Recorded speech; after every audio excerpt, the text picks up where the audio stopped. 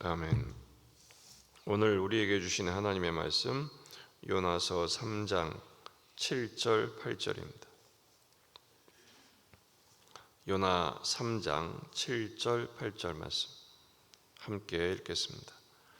왕과 그 대신들이 조서를 내려 니느웨에 선포하여 이르되 사람이나 짐승이나 소떼나 양떼나 아무것도 입에 대지 말지니 곧 먹지도 말 것이요 물도 마시지 말 것이며 사람이든지 짐승이든지 다 굵은 베옷을 입을 것이요 힘써 하나님께 부르짖을 것이며 각기 악한 길과 손으로 행한 강포에서 떠날 것이라.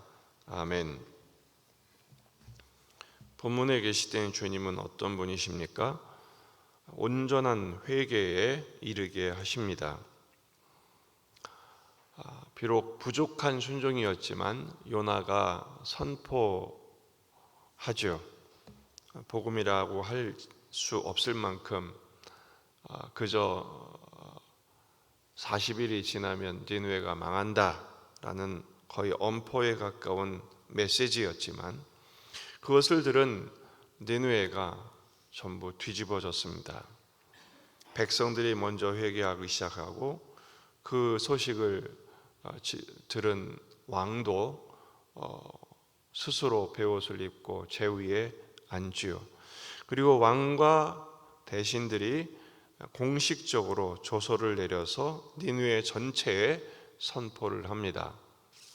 아마 어젯밤에 문자를 받으시고 많이 놀라신 분들이 계실 텐데 아마 그런 것처럼 왕과 대신들이 저녁에 엄중한 선포를 하죠. 놀랍게도 그 내용 안에 회개의 가장 중요한 요소들이 다 들어있었다라는 것입니다. 요나가 전하지도 않았는데 어떻게 이렇게 했을까 할 만큼 회개의 핵심적인 내용들이 들어있었습니다. 7절을 보면 금식을 선포하지요. 첫째, 회개의 중요한 것은 목숨을 거는 것입니다. 금식이 무엇이죠? 먹으면 사는 건데 안 먹는다는 것은 죽겠다는 것입니다. 하나님 없으면 죽음과 같습니다 라는 거예요. 그런데 그 내용을 보면 좀 희한합니다. 사람이나 짐승이나 소떼나 양떼나 아무것도 입에 대지 말지니 곧 먹지도 말 것이요 물도 마시지 말 것이며 그랬죠.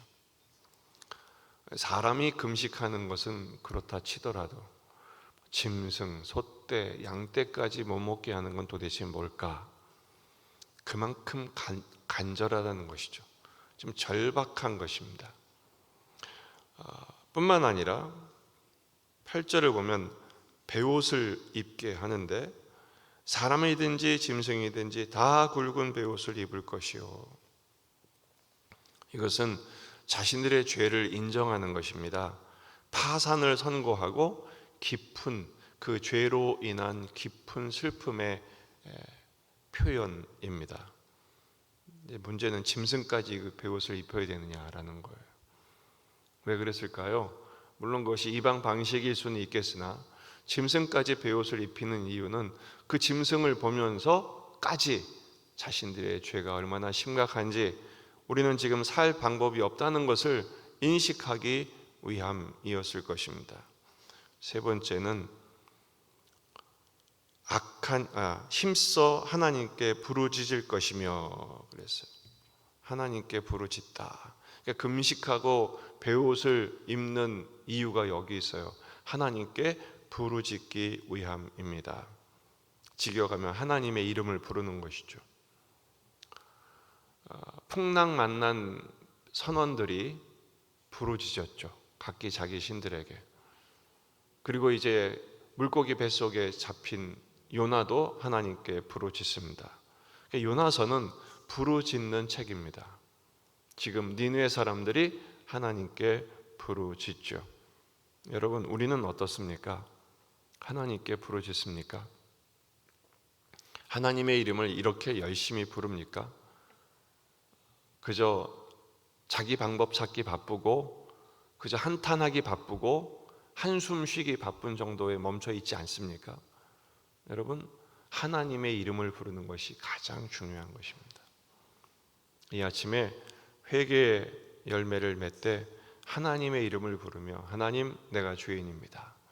하나님, 불쌍히 여겨주세요. 하나님, 살려주세요. 예수의 이름에 능력이 있습니다. 예수님의 이름을 부르는 우리가 되기를 주의 이름으로 축원합니다. 그리고 네 번째로 중요한 게 있어요. 회개의 가장 중요한 것인데, 하나님의 이름을 부른 다음에 각기 악한 길과 손으로 행한 강포에서 떠날 것이라 이렇게 선포하죠. 지금까지 걸어왔던 악한 길, 지금까지 행했던 손으로 한 모든 악한 일들, 여기서 강포란 말은 폭력이란 뜻입니다. 폭력을 멈추라는 것입니다. 진정한 회개는 돌이키는 것입니다. 지금까지 살아왔던 방식을, 지금까지 살아왔던 방향에서 돌이켜서 하나님을 향하는 것이고, 해왔던 죄악의 행동들을 멈추는 것입니다. 눈물만 흘리는 정도로 끝나는 것이 아니라, 잘못했다고 비는 정도로 끝나는 것이 아니라 그 잘못된 행위들을 멈추는 것이죠. 하지 않는 것입니다. 근데 우리는 맨날 잘못했다고 기도해 놓고는 또 가죠. 또 하죠. 입술로 자꾸 죄 짓는 일을 멈추지 않습니다. 손으로 하는 일들을 멈추지 않습니다. 여기서 이 강포, 폭력이라고 했는데, 폭력은 관계적인 거예요. 다른 사람에게 해를 끼치는 일입니다. 자꾸 우리가 말에 폭력을 하죠. 그리고 눈으로 총을 쏘죠. 언어 폭행을 하고, 그리고 손가락으로 댓글을 달고 다른 사람들을 고통스럽게 합니다. 지금 아수르가 그랬거든요. 아수르는 잔인하기로 유명한 민족이었습니다.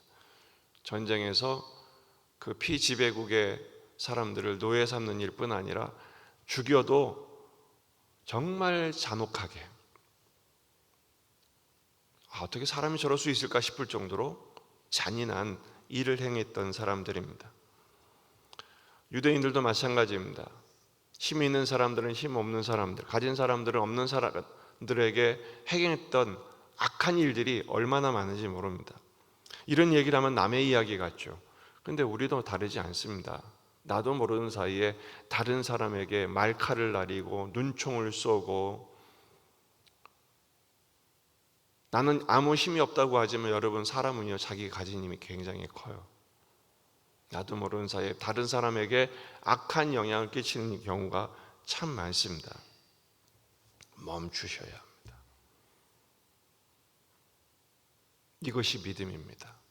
주여 하고 외치는 것도 믿음이지만 더 큰 믿음은 폭행을 멈추는 것입니다.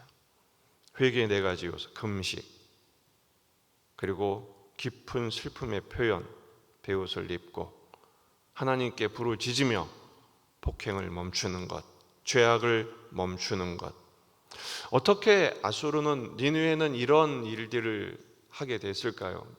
요나는 가르쳐 준 적도 없는데, 그의 선포는 힘이 부족했는데 어떻게 이런 역사가 일어났을까요? 그 전에 하나님이 다 손을 써두셨기 때문에 그래요. 2번이나 큰 전염병이 돌았습니다. 많은 사람이 죽었어요. 또 그 사이에 일식이 있었어요. 달이 해를 가려버리는 것이죠. 당시에 태양은 왕이거든요. 그런데 달이 그것을 가려버렸어요. 이런 일들이 일어나자, 또 지진과 기근이 계속 일어나자 지금 이들은 크게 잘못된 것을 깨달은 것입니다. 일련의 재난들로 인해 하나님이 그들에게 심각한 죄가 있음을 인식하게 하셨고, 그런 가운데 요나의 말도 안 되는 선포 앞에서 그들은 회개했던 것입니다. 하지만 유대인들은 어땠습니까? 열왕기하 7장 13절 이하의 말씀을 보면 하나님께서 선지자와 선견자를 통해서 계속해서 돌이켜라, 악한 길에서 떠나라 말씀하셨지만 그들은 고집을 부리고 귀를 틀어막고 듣지를 않았습니다. 하나님이 결국 그들을 심판하시죠. 오늘 말씀의 결론, 온전한 회개를 자신에게, 가족에게, 우리 공동체에게, 우리 모두에게 선포하는 것입니다.